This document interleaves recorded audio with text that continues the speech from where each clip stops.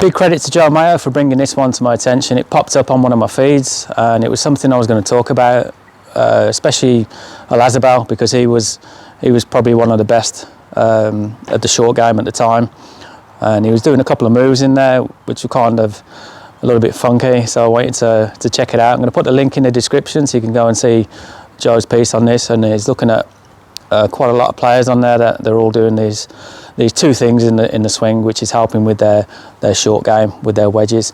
But you need to try and apply the same thing to your long game as well. You know, pull out 7-iron, do these two particular things as well, and you're going to enjoy much better ball striking, much more compression, much more control over the ball, and you get a better feel and sense of what the tour players are actually feeling when they're striking the ball properly, because this is really going to help you with compressing the ball a lot better. The great thing about that is it's going to improve your strike, which is really important when you're hitting wedges, when you're chipping, pitching. You've got to hit the middle of the club face, and you've got to do it consistently. You've got to get that low point consistent, because then you're able to control distances much easier. Okay, you imagine hitting one shot off the toe, one off the heel, one off the bottom, and then one out the centre of the face.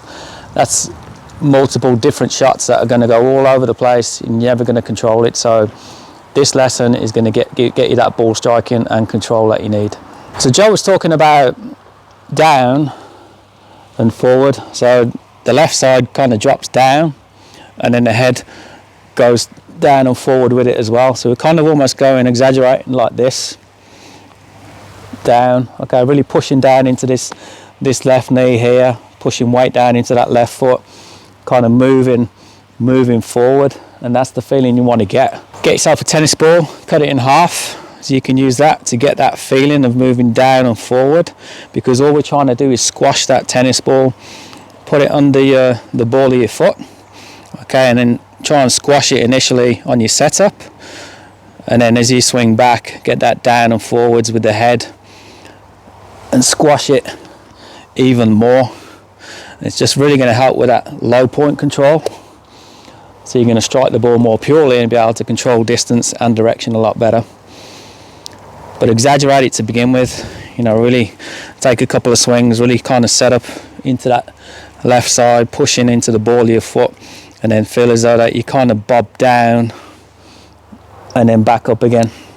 So you kind of really just pivoting around this left side here, down and then through. Okay, really feel like you're going forwards with it, really lean into the target. You'd be very surprised at these results. Strike will be pure.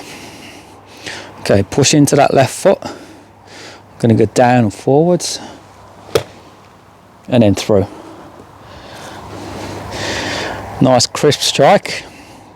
So the good thing about this is I'm coming in nice and shallow to the ground there. If you got the club coming in shallow, okay, you're going to strike it more consistently. If you got the club coming in too steep this way, the margin for error is increased massively, because you're either going to come down, hit the ball on thin, you're going to hit the ground. Every now and again you might catch it. If we're coming in shallow, okay, you're kind of brushing it away. It's like a plane coming into land, touching down, taking back off again, and then just keeping that weight forward, as Joe's talking about, and then getting that head to go forward a little bit as well, just helps with that low point, so you're kind of catching that ball perfectly.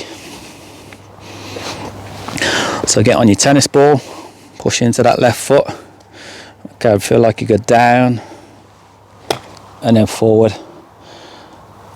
That's pretty much landed, as you can see, where the last shot landed. And when you're practicing, if you haven't got a green to hit into, so you can't see how the ball's going to react, focus on a landing spot in your garden, you know, pick an area and just focus on landing balls into that spot, and then change it around a little bit, do some long ones, mid, short, and just keep switching it around. You get a lot better at it. But it's really important to get that set up, push into that left foot, squash the tennis ball. When you swing back, to get that sort of downward movement, the left knee kind of lowers, the left hip and the left shoulder, everything works down to the floor, so the left side really shrinks, head moves forward a little bit, and you kind of stay there, and you're really trying to squash that ball flat onto the floor, squash it as much as you can, and then from there you bring the club through into the finish. If you're really struggling with your short game, it's going to be down to how you strike it. You've got to hit the centre of the club face. If you don't, you're never going to control distances. You're going to be offline, you're going to be hitting it long, short. So it's got to come out the middle, you've got to strike it. So it's really getting the weight on the left side, that's really going to help. It's really getting a nice rhythm to your swing as well. That's where the GForce Wedge is really going to help you out. Because if you're snatching it around, you know, you're just not going to strike it properly, and then you're never going to get that consistency around the greens. So the GForce Wedge, super flexible shaft, it's going to kind of force you to swing with a much better rhythm, and that's what you see the best players in the world doing. If you've got good rhythm, it's going to give you good tempo and good timing, and it's really going to improve your strike. The great thing about this shaft, because it's so flexible, you can't force it around. You have to swing the weight of the club head.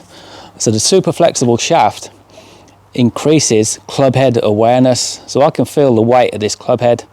It's kind of like it's on the end of a fishing rod. You know, when you're fishing, you catch a fish, you can kind of feel it there. You can feel the weight, and that's really important. You know, how often do you feel the weight of your wedge when you're playing a chip or a pitch into the green?